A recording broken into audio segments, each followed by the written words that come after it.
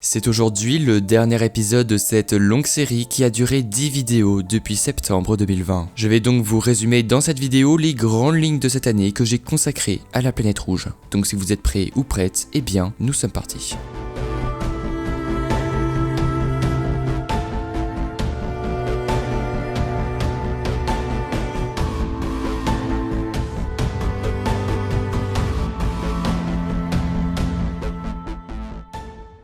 On a commencé cette année en parlant du passé de Mars, car cette planète a ressemblé à la Terre il y a des millions d'années. Avant d'être une planète rouge, Mars était bel et bien une planète bleue qu'on qualifiait de jumelle de la Terre. Donc si vous voulez savoir comment une planète contenant des océans, des rivières, des lacs a pu tout perdre en quelques millions d'années, eh bien je vous conseille d'aller regarder cette vidéo qui se trouve dans la playlist que j'ai créée pour l'occasion. Le second épisode était consacré aux observations historiques de Mars et on avait vu que cette planète a toujours passionné les êtres humains tant bien à l'Antiquité qu'à l'ère moderne. C'est d'ailleurs au 19e siècle que les astronomes ont vu des canaux sur la surface martienne et à l'époque ça avait fait du bruit car on pensait que c'était une vie intelligente qui les avait creusés. Mais alors pourquoi aujourd'hui ces canaux n'existent plus sur Mars et pourquoi est-ce qu'on n'en parle plus? Mars est l'une des planètes qui est la plus proche de nous, donc évidemment elle nous passionne par sa proximité. Le nombre d'hypothèses de l'existence de Martiens ne se compte plus, que ce soit dans l'imaginaire collectif, dans les théories du complot ou même dans les fictions. Les théories du complot sur Mars, une facette que je n'ai pas vraiment évoquée, pourquoi pas en faire une vidéo et en parler avec quelqu'un qui se connaît bien là-dedans, ça peut être passionnant. Bref, au mois de novembre, on a résumé les diverses missions spatiales qui ont été en destination de la planète rouge, que ce soit des orbiteurs ou encore des rovers. On a pu voir que l'exploration de la planète rouge a commencé depuis les années 60, alors que l'homme n'avait toujours pas posé le pied sur la Lune avec Mariner 4. Aujourd'hui, beaucoup sont actifs autour de cette planète, mais plusieurs se sont arrêtés ou n'ont jamais atteint la planète rouge, alors que d'autres l'ont rejointe récemment, notamment mars 2020 avec le rover Perseverance, ainsi que 2 autres missions. Le mois de décembre était consacré au paysage martien car cet astre possède notamment le plus grand volcan de notre système solaire du nom de Olympus Mons ou encore le gigantesque canyon Valles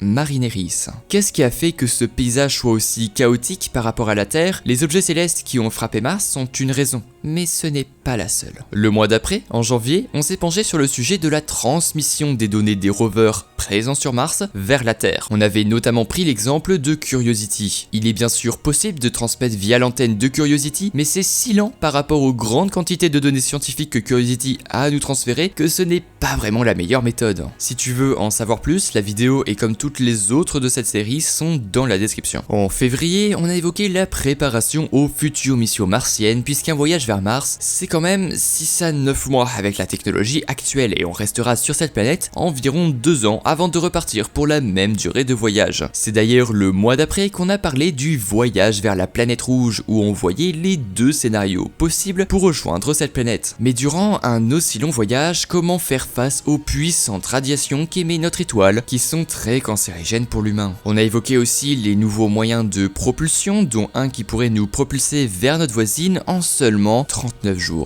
Une entreprise est d'ailleurs bien intéressée par ce nouveau moteur, cette société c'est Ad Astra Rocket Company dont j'ai fait une vidéo que vous pouvez retrouver dans la description. L'avant-dernier épisode en avril évoquait la colonisation de Mars. Quand et comment l'homme posera le pied sur Mars, mais surtout quand des civils comme vous et moi pourront aller sur la planète rouge. Elon Musk a annoncé la date du premier voyage vers Mars avec le Starship de sa société SpaceX et autant dire que selon lui le voyage est possible dans cette décennie. De plus, selon lui, 1 million de personnes seront sur Mars dès 2050 grâce à l'exploit de milliers de Starships actuellement en développement au Texas. On a donc fini le mois dernier avec la terraformation de Mars. Comment transformer une planète rouge en planète bleue? C'est la question que je me suis posée et j'ai essayé de vous apporter une réponse. Imaginez pouvoir respirer sur Mars sans aucune combinaison, une seconde Terre dans le système solaire, l'idée je trouve est juste insane.